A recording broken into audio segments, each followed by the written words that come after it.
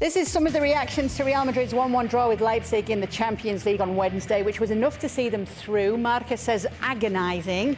Diario AS says mission accomplished, suffering. So they did it, but they suffered to do so. Real Madrid coach Carlo Ancelotti was very critical about his side's performance. He said it was a bad with low intensity. The idea was to press more with energetic midfielders, but we played with the brakes on, no pressing, slow with the ball, not direct, with sideways passes. It wasn't a good night. Obviously, it's my fault. I might have been wrong with the starting 11. We must be self-critical and improve. The criticism today is totally deserved. His players pretty much echoed his sentiments as well, the likes of Tony Rudiger and Toni Kroos, who even went so far as to say on that performance they didn't even deserve to be going through to the next round. I mean, they are right though, aren't they, Stevie? Not the point that they didn't deserve to go through, but the point that it just was not what you'd expect from Real Madrid in a Champions League game.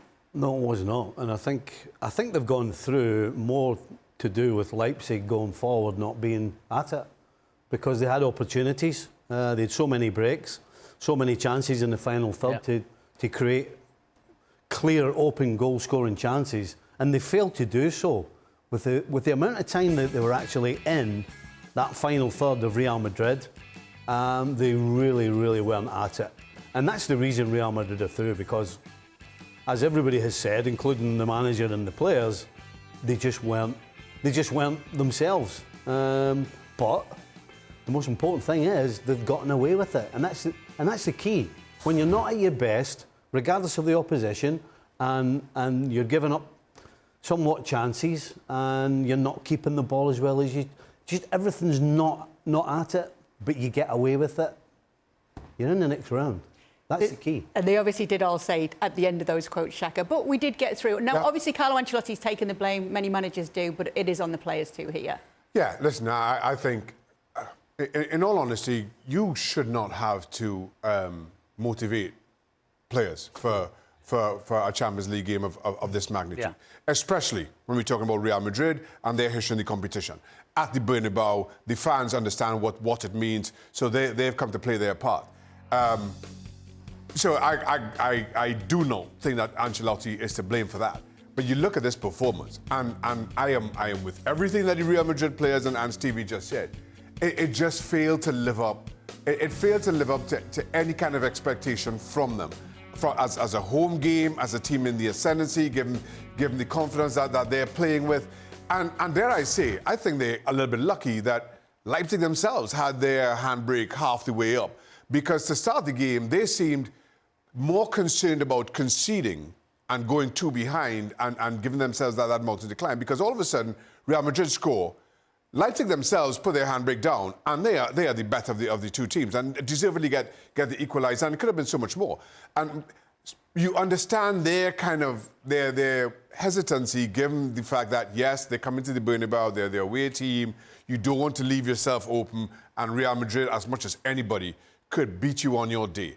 Well, Real Madrid at their best. This version of Real Madrid couldn't, and it's a little bit disappointing from a Leipzig perspective that they didn't recognise that sooner, because I think had they could have won this game. Frank?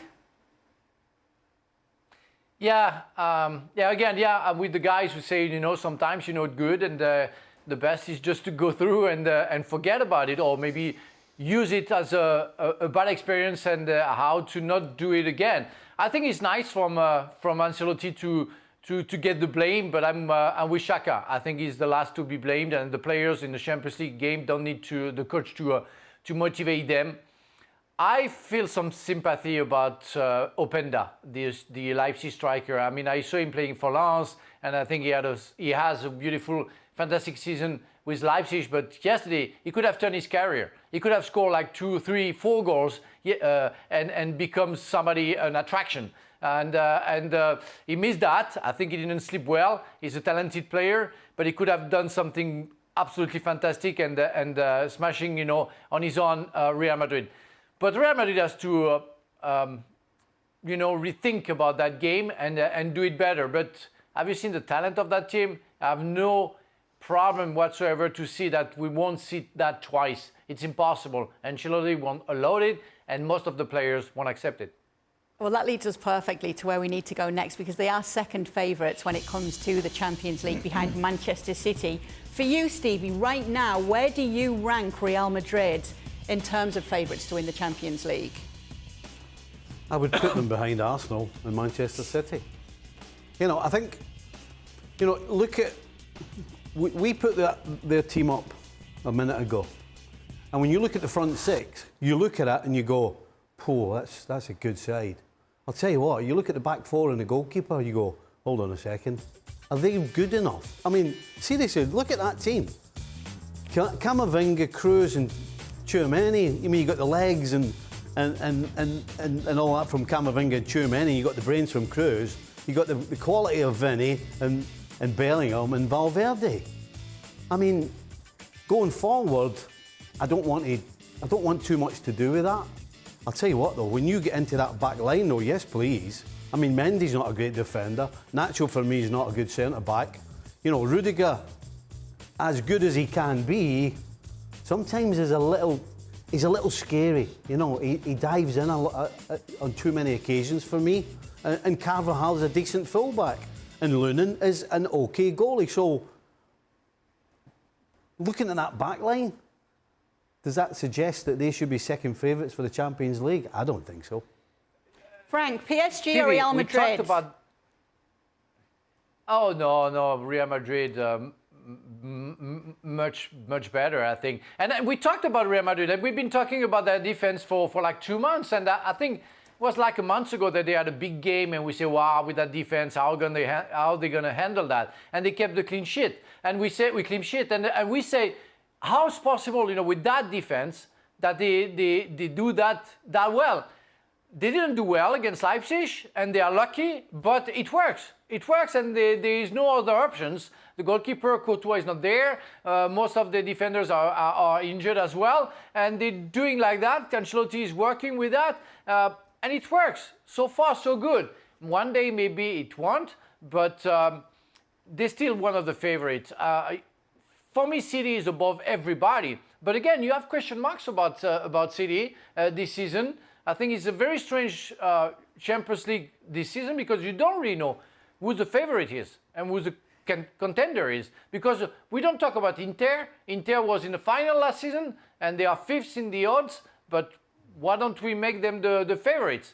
I think aren't they at the top of the calcio, the Serie A? So you know what?